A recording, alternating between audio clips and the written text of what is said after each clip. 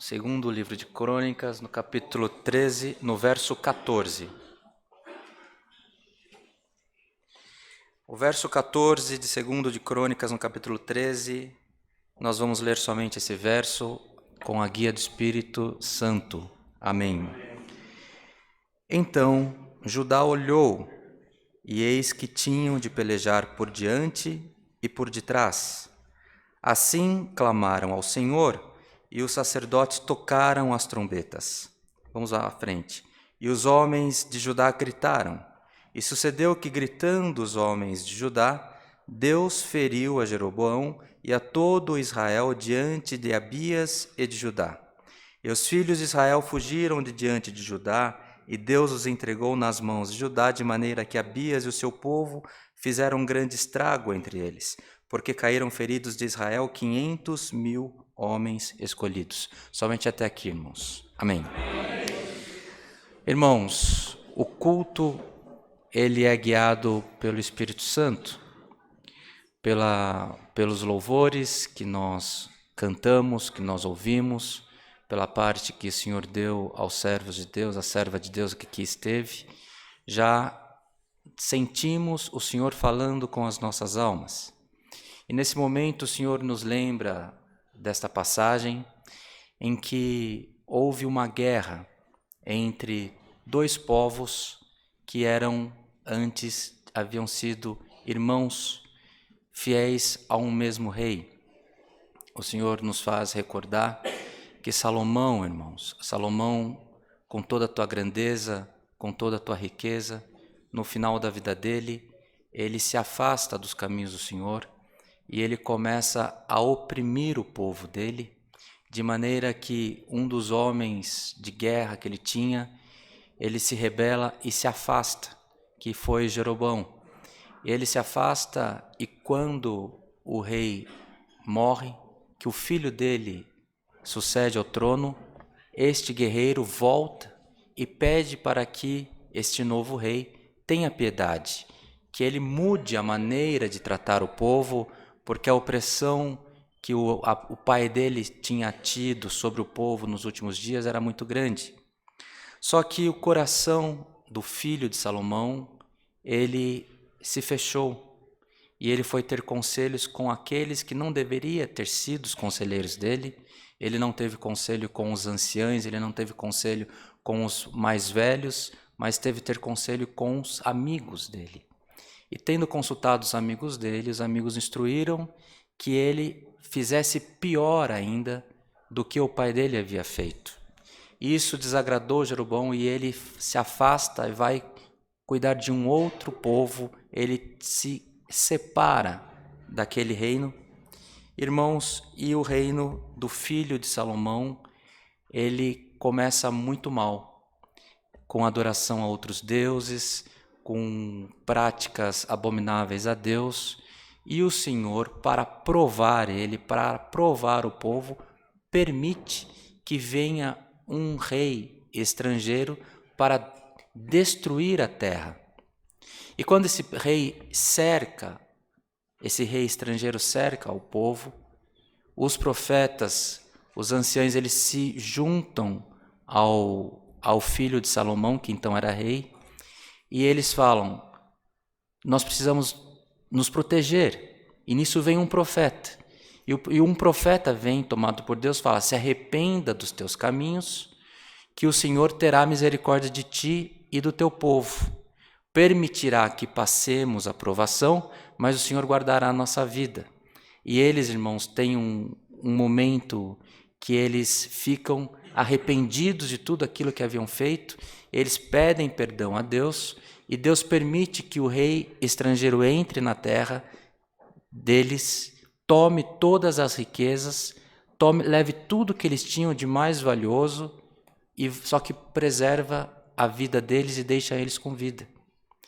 E ali, o reinado do filho de Salomão, ele já é iniciado de uma maneira mais empobrecida pelos erros, pelo pecado, mas eles continuam com a proteção de Deus. E passadas essas coisas, irmãos, esse rei, o filho de Salomão, adoece e morre. E o filho dele assume o trono.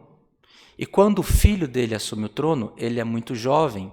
Aquele guerreiro que antes havia se separado do avô, se separado de Salomão, volta para dominar ele. Mas ele volta já com outro espírito, porque nesse tempo, estamos falando de décadas, ele se afastou dos caminhos do Senhor. E se afastando dos caminhos do Senhor, ele praticou aquilo que era iniquidade a Deus. Ele colocou pessoas que não tinham dignidade diante de Deus para liderar sobre o povo. E aí o coração dele mudado, ele fala, agora chegou a hora de eu pegar esse rei novo, que é jovenzinho ainda, e eu vou roubar o trono agora por inteiro desse povo. E ele então começa uma guerra contra o neto do rei Salomão, que era rei, e esse jovem, ele vai à guerra, porque ele é impulsionado a ir à guerra, só que ele vai com um pouco de insegurança, mas ele vai com seus milhares de guerreiros, só que sobre ele, irmãos, tinha um detalhe muito fundamental, que sobre ele tinha a proteção de Deus. E quando, irmãos, esse rei vai brigar, vai lutar com Jeroboão, Jeroboão tinha o dobro de guerreiros para guerrear com ele. E quando eles estão frente a frente na batalha, o Jeroboão ele tem a esperteza de colocar parte do exército para pegar eles por trás. Então eles estavam indo guerreando para quem estava à frente, mas o inimigo também vinha por trás. Ia ser uma destruição total. E quando nós lemos aqui, está escrito que quando eles perceberam que eles haveriam de ser destruídos, eles gritaram. Só que quem gritou foram os sacerdotes, aqueles que estavam instruídos na lei de Deus. E quando eles gritaram em desespero, o próprio Deus esteve no meio deles e fizeram com que eles, de maneira impossível, ganhassem aquela batalha. Essa é a palavra, irmãos. É uma instrução que o Senhor deu para nós nessa manhã, em continuação à comunhão do culto, que já estava maravilhosa, mas o Senhor que falou através da boca da tua serva, do teu servo, nessa manhã, Ele mais uma vez reforça que Ele continua sendo o Deus das nossas vidas. E o Senhor sendo Deus das nossas vidas, o Senhor é o Deus do impossível, irmãos. Jeroboão, ele fugiu da presença de Salomão porque ele não aguentava a opressão. Foi justo, porque ele fez aquilo porque ele não aceitava. Só que o coração dele se corrompeu. O filho de Salomão, que governou, também se corrompeu. Mas sobre a cabeça daquele rei que se corrompeu, tinha uma promessa, que foi feita na cabeça do avô dele, na cabeça de Davi, que todas as vezes que ele se arrependesse, o Senhor estaria lá para protegê-lo, para guiá-lo em toda a verdade. E quando, irmãos, há esse constrangimento, essa guerra, a preservação que houve foi da promessa de Deus, que ela é inabalável. Da promessa de Deus que ela não se corrompe com o tempo. Nós podemos pecar, nós podemos errar, mas no nosso arrependimento o Senhor está pronto para nos abençoar mais uma vez.